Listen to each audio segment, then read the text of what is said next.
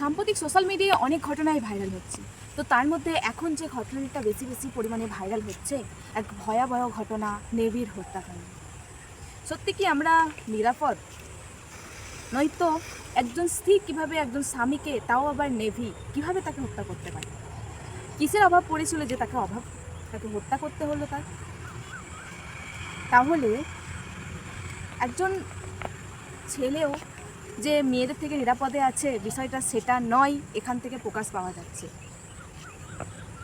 সেরকম আজ থেকে প্রায় 2-3 বছর আগেরকার ঘটনা। আলতাফ তার গার্লফ্রেন্ডকেও এভাবে হত্যা করেছিল। সেখানে একজন হাজব্যান্ড বললে ভুল হবে, তাদের সেটা ছিল লিভিং রিলেশনশিপ, তারা হাজব্যান্ড ওয়াইফ ছিল না। তো সেখানেও সে কী করেছিল, তার গার্লফ্রেন্ড তাকে এভাবে হত্যা করেছিল, টুকরো টুকরো করে বিভিন্ন জায়গায়, বিভিন্ন জঙ্গলে ছড়িয়েছিল। তো সেগুলো পুলিশে খুঁজেছিল। তো সেও তখন তার সে হত্যায় আলতাফেরও বিচার হয়েছিল। তো যারা ভাবছে যে আমরা খুন করে নিরাপদে বেঁচে যাব, যেমন এই যে নেভির স্ত্রী মুস্কান, সে কি ভাবলো যে আমি তাকে হত্যা করে সুখে থাকবো? সুখে থাকতে কি পারলো? মাত্র 13 দিনের মাথায় তাকেও পুলিশে গ্রেপ্তার করল। কি লাভ পেল, কি লাভ হলো?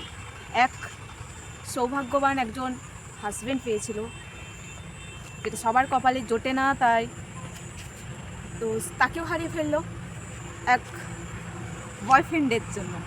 কি লাভটি হলো? সেই বয়ফ্রেন্ডকেও তো তাকে হারাতে হলো। এই বয়ফ্রেন্ড, এই তৃতীয় ব্যক্তি জিনিসটা খুবই খারাপ জিনিস। তার সাথে সাথ দিয়ে সে কী করলো, তার হাজব্যান্ড নেভিকে হত্যা করে দিল। তো সে কি সুখে থাকতে পারলো না? 13 দিনের মাথায় তাকেও জেলে ঢুকতে হলো। তো যারা ভাবে যে আমরা ক্রাইম করার পর বেঁচে যাব, সুখে থাকবো, যদি ভাবো তুমি যতটা সুখে ছিলে তার থেকেও আরও কষ্টে থাকবে এই ক্রাইম করার পর। তার জন্য কোনো ভুল কাজ, কোনো খারাপ কাজ, কোনো ভুল করার আগে 10 বার ভেবে নিও যে আমি সেটা ঠিক করছি নাকি ভুল করছি। নয়তো এরকম মুস্কানের মতো তোমাদেরও হাল হতে পারে। তাই বলবো, কোনো খারাপ কাজ বা কোনো ভুল করার আগে একবার ভেবে নিও যে আমি কতদিন ভালো থাকতে পারবো। একজনকে হত্যা করার পর মনে হয় না তুমি নিজে শান্তিতে থাকতে পারবে, বাঁচতে পারবে। মনের মধ্যে একটা ভয় থেকেই যাবে যে আমি একে হত্যা করেছি, এর পরিণাম আমার নিশ্চয়ই কখনো কখনো খারাপ কিছু আমার সাথে ঘটে যেতে পারে। যেমনটাই মুস্কানের সাথে হলো, সে তার স্বামীকে হত্যা করে যে সুখে থাকলো বিষয়টা নয়, তার বাবা মা পর্যন্ত তাকে পুলিশের হাতে তুলে দিল। তাহলে সে পেলো কাকে? না হাজব্যান্ডকে হারিয়ে ফেললো একজন, আর বাবা মাকেও হারিয়ে ফেললো, পরিবার পরিজনকে সবাইকে হারিয়ে ফেললো। শেষে কি পেলো? সেই জেলে ভাত। কি দরকার ছিল এত সুন্দর একজন স্বামীকে, এত ভালো একজন স্বামীকে তাকে হত্যা করার? যদি সবাই ভেবে চিন্তে কাজ করে তাহলে কখনো ভুল কাজ, ভুল ধারণা আসবে না।